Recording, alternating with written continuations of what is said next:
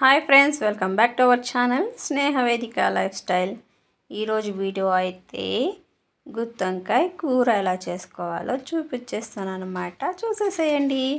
And ముందుగా అయితే ఇలా ఆయిల్ని డీప్ ఫ్రైకి అయితే స్టవ్ మీద పెట్టేసుకున్నాను, తక్కువ మంట మీద.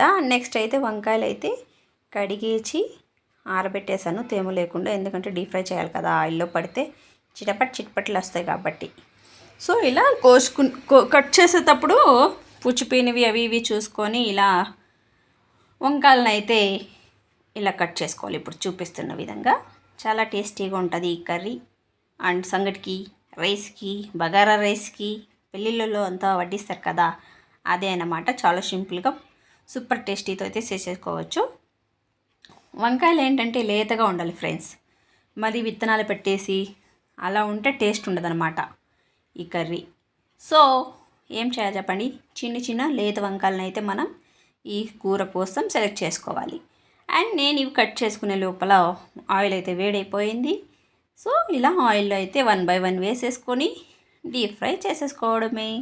తక్కువ మంట మీదే స్లోగా డీప్ ఫ్రై చేసుకోవాలి. డీప్ ఫ్రై అంటే మరీ ఎక్కువ ఫ్రై అయిపోయి గట్టిగా అయిపోకూడదు అనమాట వంకాయలు. జస్ట్ ఊరికే అలా ఫ్రై అయ్యి కొంచెం దాని మీద ఫ్రెష్ చేస్తే కొంచెం సాఫ్ట్గా అయినట్టు వస్తుంది. సో అలా అయ్యేదాకా అయితే మనం ఫ్రై చేసుకోవాలి వీడియోలో చూపిస్తున్న విధంగా. అంతే ఫ్రెండ్స్, చాలా టేస్టీగా ఉంటుంది. ట్రై చేయండి తప్పకుండా రెసిపీ. ఆ తర్వాత ట్రై చేసిన తర్వాత కింద కామెంట్ చేయండి ఎలా వచ్చింది అనేసి. సో ఇప్పుడైతే వంకాయలు అయితే ఫ్రై అయిపోయాయి అన్నమాట. నెక్స్ట్ వచ్చేసి మసాలాకి అయితే రెడీ చేసేసుకుందాం. ఇప్పుడైతే చిన్న ప్యాన్ పెట్టుకున్నాను. ఇప్పుడు మెయిన్ ఇంగ్రీడియంట్స్ అయితే ఇప్పుడే అనమాట. ఎండు కొబ్బరి ముక్కలు వేసుకున్నాను. ఇవి కూడా లో ఫ్లేమ్లోనే దూరగా వేయించుకోవాలన్నమాట, వితౌట్ ఆయిల్, డ్రై రోస్ట్.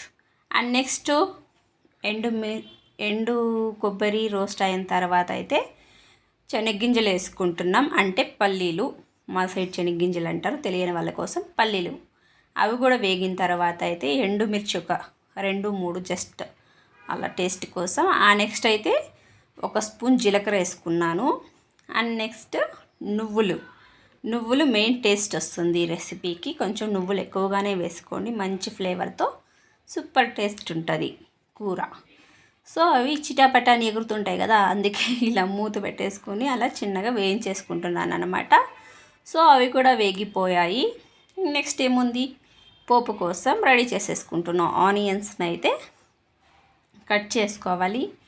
ఆనియన్స్లో పైన లేయరే కాకుండా ఇంకొక లేయర్ని కూడా తీయడం నాకు అలవాటు, లేకపోతే ఆనియన్ కట్ చేసినట్టు ఉండదు నాకు. అండ్ నెక్స్ట్ ఆనియన్ అయితే అలా కట్ చేసేసుకున్నాను. ఆ నెక్స్ట్ 2 టమాటోస్ తీసుకున్నాను. ఈ కూర అయితే 2 times కావాలి మాకు, ఆఫ్టర్నూన్ అండ్ నైట్, కాబట్టి ఎక్కువ చేస్తుంటాను నేను ఎప్పుడు కూడా.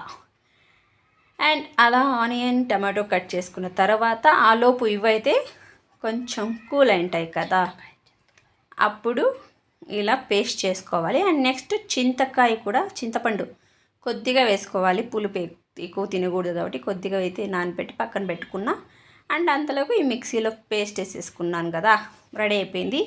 ఇక్కడ ఏమైందంటే పోపు పెడుతున్న వీడియో ప్లే చేశానని చెప్పి, వీడియో అవుతుందని చెప్పి పోపు అంతా పెట్టేసిన తర్వాత చూసుకున్నా అయితే వీడియో ప్లే చేయలేదని. సో ఏం లేదండి, జస్ట్ ఆనియన్, సాసులు ఇవన్నీ వేసుకోవాలి, టమాటో, కొద్దిగా జీలకర్ర అయితే పోపు పెట్టేసుకొని, ఆనియన్, టమాటో, అల్లం వెల్లుల్లి పేస్ట్ ఇవన్నీ వేసిన తర్వాత పోపు పెట్టుకున్న తర్వాత మనం రెడీ చేసుకున్న మసాలా పేస్ట్ అయితే వేసేసి కొంచెంగా వేయించాలన్నమాట. అది వేయించిన తర్వాత మనం కూరకి తగిన కారం, కొద్దిగా పసుపు, తర్వాత 1 స్పూన్ 1.5 స్పూన్ ధనియాల పొడి, వీటినైతే యాడ్ చేసుకొని మంచిగా వేయించాలి పచ్చి వాసన పోయేదాకా. అండ్ నెక్స్ట్ చింతపండు పులుసు కూడా ఇప్పుడు యాడ్ చేసుకోవాలి. పులుసు యాడ్ చేసుకున్న తర్వాత కొద్దిసేపు అలా ఫ్రై అవ్వనివ్వాలి. ఫ్రై అయిందని ఎలా తెలుస్తుందంటే ఆయిల్ అనేది పైకి వస్తుందన్నమాట, అప్పుడు మసాలా అంతా కూడా మంచిగా ఫ్రై అవునట్టు అండ్ పచ్చివాసన అనేది రాదు. అండ్ నెక్స్ట్ ఇలా ఆయిల్ అంతా పైకి వచ్చిన తర్వాత మన కూరకి ఎంత వాటర్ కావాలో అలా వాటర్ని అయితే యాడ్ చేసేసుకోవాలి. ఇంకొక విషయం ఏంటంటే కరివేపాకు అయితే ఫస్ట్లోనే వేయకూడదు ఫ్రెండ్స్. జస్ట్ అప్పుడు సాసులు జీలకర్ర ఇవే వేసుకున్నా. అండ్ ఇప్పుడు ఇలా తగినన్ని వాటర్ అయితే వేసేసుకున్నాను. ఈ వాటర్ అంతా వేసి మసాలా అయితే మంచిగా కుక్ అవ్వాలి. కూర అనేది మంచిగా తెరలుతుంది కదా, తెరలుతున్న టైంలోనైతే చూసారుగా ఇప్పుడు ఇలా అయిన టైంలో కరివేపాకు అండ్ నెక్స్ట్ మనం ఫ్రై చేసి పెట్టుకున్న వంకాయల్ని ఈ టైంలో యాడ్ చేసేసుకొని మంచిగా కుక్ అయ్యి ఆయిల్ సపరేట్ అయ్యేదాకా ఉడకపెట్టుకోవాలి. కూర చూసారుగా ఎంత మంచిగా కుక్ అయిపోయిందో. నేనేం వాటర్ వేసాను, ఇప్పుడైతే చాలా మటుకు తగ్గిపోయినాయి. సో ఇప్పుడు కూర అనేది రెడీ అయిపోయింది. సపరేట్గా ఒక చిన్న గిన్నెలోకి వేసేసి సర్వ్ చేసేసుకోవడమే. చాలా టేస్టీగా ఉంటుంది. తప్పకుండా ఒకసారి ట్రై చేయండి. Thank you for watching. Please subscribe చేసుకొని సపోర్ట్ చేయండి.